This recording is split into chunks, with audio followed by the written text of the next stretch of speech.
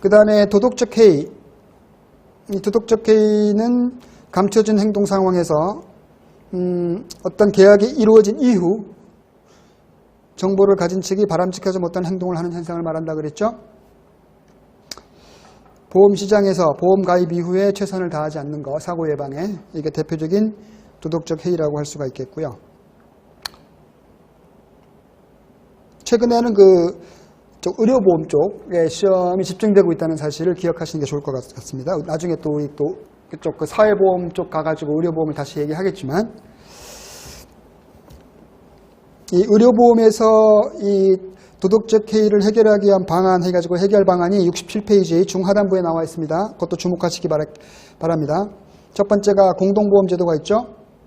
화재 손실액의 일부만 보상해주거나 병원부의 일정 비율만을 보험회사가 부담하는 방식이죠. 즉 일정 부분 자기 부담이 있는 거죠. 따라서 자기 부담이 아까우면 사고 예방을 해야 되겠죠.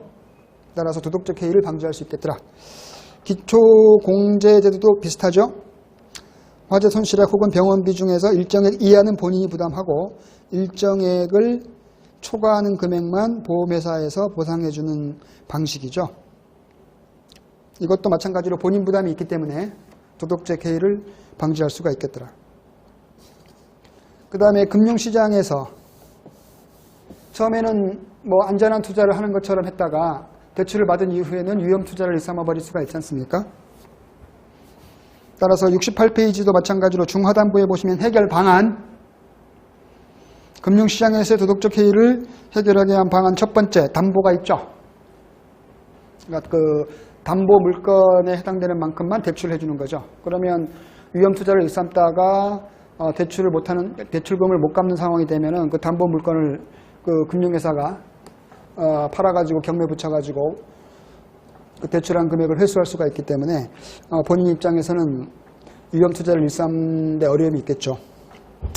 그 다음에 감시, 이거는 우리나라 금융시장에서는 잘 시행하지 않는 건데 외국 금융회사들은 다 하죠. 대출을 어떤 용도로 할 것인가를 이렇게 적게 하고요. 그런 다음에 대출을 해준 이후에 과연 그 용도로 집행을 하고 있는지를 이런 회계 전문가들을 파견해가지고 감시하는 경우들이 있습니다. 따라서 도덕적 해이를 방지할 수가 있겠죠. 계속 모니터링 하는 거니까. 그 다음에 노동시장에서의 도덕적 해이, 뭐 뽑아만 주신다면 뭐 최선을 다해서 대를 이어서 충성하겠습니다 해놓고서는 막상 합격시켜주면은 복지부동하는 경우들이 있지 않습니까? 대표적인 도덕적 해이라고 할 수가 있겠죠. 해결 방안 69페이지. 첫 번째가 승진제도가 있죠. 결국 이런 승진, 포상과 징계 이런 것들은 다 인센티브라고 볼 수가 있겠습니다. 인센티브. 열심히 하는 사람, 즉 도덕적 해이에 빠지지 않는 사람들한테 먼저 승진시켜주고 그 다음에 그 포상도 해주고요. 그 성과급 같은 걸 통해 가지고. 그래서 뭐 우리나라에도 일부 어떤 기업에서는 그 오히려 그 하급 직원이 늦게 들어온 직원이 그 상급 직원보다 또 그 급여가 더 많은 경우도 있지 않습니까? 성과급이 더 커가지고. 그래서 열심히 일하게끔 이렇게 유도하는 거죠. 그 다음에 효율성 임금. 요거는 노동시장에서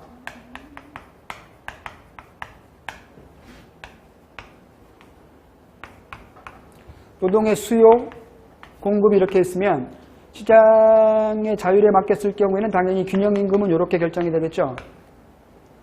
그런데 이 효율성 임금은 시장의 균형임금보다 더 주는 거죠. 이렇게. 이렇게. 아예 더 줘버리는 거예요. 그러면 노동시장에 이만큼의 초과 공급이 발생하겠죠.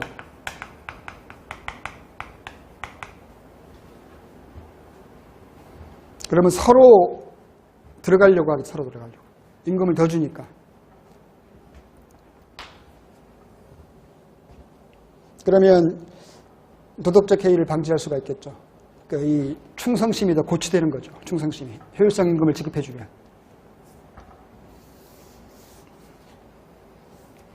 이 세케인자파가 제시했던 이론 중에 하나입니다. 이게 효율성 임금 이론은. 오히려 효율성 임금을 지급하는 것이 기업들의 이윤 극대화도 부합하고 있다는 거죠. 오히려. 왜냐하면 그 충성심으로 인해서 생산성이 더 높아진다는 거죠. 임금을 더 주면 기업들의 비용이 증가하잖아요. 근데 그 비용을 커버하고 남을 정도의 그 충성도가 높아진다면 생산성이 더 향상이 되고 그러면 기업들 입장에서도 오히려 그게 더 유리하다는 거죠. 그 다음에 주인 대리인 문제도 도덕적 해이에 의한 유형인데 다양한 경우들이 존재할 수 있다고 우리 책에 소개하고 있죠. 주주와 경영자, 국민과 정치가, 의뢰인과 변호사, 그 다음에 사장과 종업원, 국민과 관료 이런 것도 다 주인 대리인 문제라는 거죠. 결국 주인보다는 대리인들이 더 우월한 정보를 갖고 있다는 거죠. 그러다 보니까 이 도덕적 해이 문제가 발생할 수가 있겠더라는 거죠. 특히 그 전문 경영인제를 도입하고 있는 이런 주식회사 같은 경우에 주인은 결국 주주들인데 주주들은 경영에 참가하지 않고 있으니까 그 경영 실적에 대해서 그 내용을 잘 모른다는 거죠. 하지만 전문 경영인은 다 알고 있지 않습니까? 그러다 보니까 이 전문 경영인이 최선을 다하지 않는 경우들이 발생할 수가 있겠더라는 거죠. 해결 방안은 뭐 유인 설계라고 우리나라 말로 번역되어 있죠. 인센티브 시스템.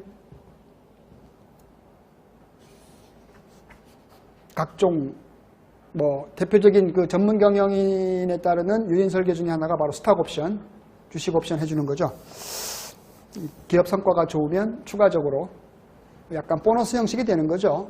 주식 선택권을 이렇게 줘가지고 주식을 더 무상으로 또는 약간의 유상으로 해가지고 받을 수 있는 권리를 주는 거니까 기업 성과가 좋아야만 그걸 받을 수가 있기 때문에 최선을 다해서 일하겠죠. 그리고 고정급이 아니라 성과급으로 지급해준다든지 뭐 이런 것들이 그 도덕적 해이를 방지할 수 있는 방안이 되겠고 또 우리 책에 없는 것 중에 제가 소개한 것 중에 하나가 바로 장기 계약. 이 장기 계약을 맺어주면은 그 기업이 살아남아야 나도 그 장기 계약 기간 동안 내가 계속해서 일할 수가 있지 않습니까? 기업이 망해버리면 의미가 없으니까 자기도. 따라서 이런 장기 계약이라는 측면도 이런 주인 대리인 문제에서 도덕적 해이를 방지하는 그 수단으로서 등장할 수도 있겠더라.